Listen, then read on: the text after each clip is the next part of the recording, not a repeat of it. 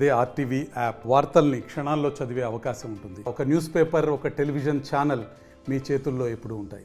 జనసేన అధినేత పవన్ కళ్యాణ్ ఈ రోజు నుంచి ఉమ్మడి పశ్చిమ గోదావరి జిల్లాలో పర్యటించాల్సి ఉంది. అయితే అనుకోకుండా ఈ కార్యక్రమం అయితే వాయిదా పడినట్లు కూడా తెలుస్తుంది. ఆర్ఎండ్బి అధికారులు హెలిప్యాడ్కి సంబంధించిన అనుమతులు ఇవ్వని కారణంగా ఈ కార్యక్రమం వాయిదా పడినట్లు తెలుస్తుంది. దీని మీద మనతో మాట్లాడడానికి ఏలూరు నియోజకవర్గం జనసేన ఇన్ఛార్జి రెడ్డి అప్పలయ్య ఆయనతో మాట్లాడారు. సార్ చెప్పండి, ఎందుకని ఈ కార్యక్రమాన్ని అనుమతులు ఆర్ఎండ్బి అధికారులు?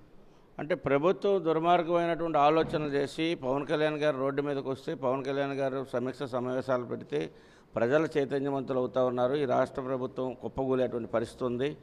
రాష్ట్రంలో జగన్మోహన్ రెడ్డి పుట్టగతులు ఉండేటువంటి పరిస్థితి లేదు కనుక పవన్ కళ్యాణ్ గారు గాలిలో హెలిప్యాడ్లో హెలికాప్టర్లో వచ్చినా కానీ, భూమి మీద వచ్చినా, కారులో వచ్చినా కానీ ఎక్కడికక్కడ అంతరాయం సృష్టిస్తూ ఆయన ఒక కార్యక్రమాలని నిర్వహించకుండా అడ్డుకునేటువంటి ప్రక్రియలో భాగంగానే కుట్రపూరితమైనటువంటి ఆలోచనతోనే ఈ యొక్క హెలిప్యాడ్కి పర్మిషన్ ఇవ్వకుండా, ఏదైతే విష్ణు కాలేజీలో అనుకున్నటువంటి పర్మిషను ఆర్ఎండ్బి అధికారులతో తిరస్కరించి అక్కడ అనుమతులు లేవని చెప్పేసి అడ్డగించినటువంటి పరిస్థితిలో ఆ కార్యక్రమాన్ని వాయిదా వేసుకోవడం జరిగింది. అది తదుపరి ఎప్పుడు వస్తుందని తెలుస్తుంది. రేపు మిగతా షెడ్యూల్ అంతా కూడా అమలాపురం కానివ్వండి, మిగతా అన్నీ కూడా కాకినాడ అన్నీ కూడా జరుగుతాయి. కాకినాడ కానీ, రాజమండ్రి కానీ అన్నీ జరుగుతాయి. ఇది కేవలం భీమవరంలో మాత్రమే కాదు, అమలాపురంలో కూడా హెలిప్యాడ్కి సంబంధించిన అనుమతులు ఇవ్వనట్టు ఆర్ఎండ్బి అధికారులు ఇవ్వనట్టు పరిస్థితి ఏం చెప్తారు? అది ఇవ్వకుండా ఉంటే దానిపైన ఏ రకంగా ప్రతిఘటించాలి, ఏ రకంగా రోడ్డు మార్గంలో రావాలి, ప్రజలందరూ కూడా ఘనస్వాగతం పలకడానికి రెడీగా ఉన్నారు. ఈ రాష్ట్ర ప్రభుత్వాన్ని ఇంటికి పంపించడానికి రెడీగా ప్రజలందరూ కూడా ఎదురు చూస్తూ ఉన్నారు.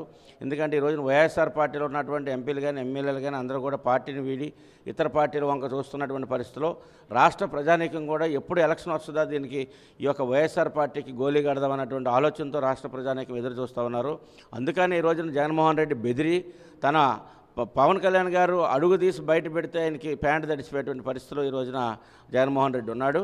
అందుకని ఏంటంటే ఈ రకంగా పవన్ కళ్యాణ్ గారిని నిర్బంధించి ఎక్కడ మీటింగులకి వెళ్ళకుండా, లేకపోతే సభలు పెట్టకుండా, ప్రజల్లోకి వెళ్ళకుండా నియంత్రించాలన్నటువంటి ఒక కుట్రతోనే ఈ రోజున ఆర్ఎండ్బి కావచ్చు, లేదా పోలీస్ డిపార్ట్మెంట్ కావచ్చు, అనేకమైనటువంటి యంత్రాంగాన్ని వారి చేతిలో పెట్టుకొని ప్రజాస్వామ్యాన్ని కూనీ చేస్తూ ఏదైతే రాజ్యాంగ విలువలని తూట్లు పడుస్తున్నటువంటి ఈ జగన్మోహన్ రెడ్డిని ఇంటికి పంపించేటువంటి ప్రక్రియ అనేది దగ్గరలోనే ఉంది. ఇంకా 60 రోజుల్లోనే ఈ ప్రభుత్వాన్ని ఇంటికి పంపించేటువంటి కార్యక్రమాన్ని ఆంధ్రప్రదేశ్లో ఉన్నటువంటి 5.5 కోట్ల మంది ప్రజలు అందరూ కూడా బాధ్యతగా తీసుకొని ఈ వైఎస్ఆర్ పార్టీని ఇంటికి పంపించడానికి రెడీగా ఉన్నారు.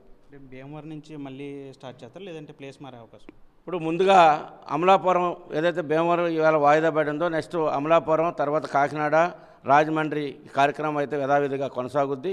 మళ్ళీ భీమవరం ఏ రోజు అనేది షెడ్యూల్, అది ఏ రకంగా రావాలి, ఎట్లా రావాలి అనే దాని మీద షెడ్యూల్ మళ్ళీ పవన్ కళ్యాణ్ గారు ప్రకటిస్తారు.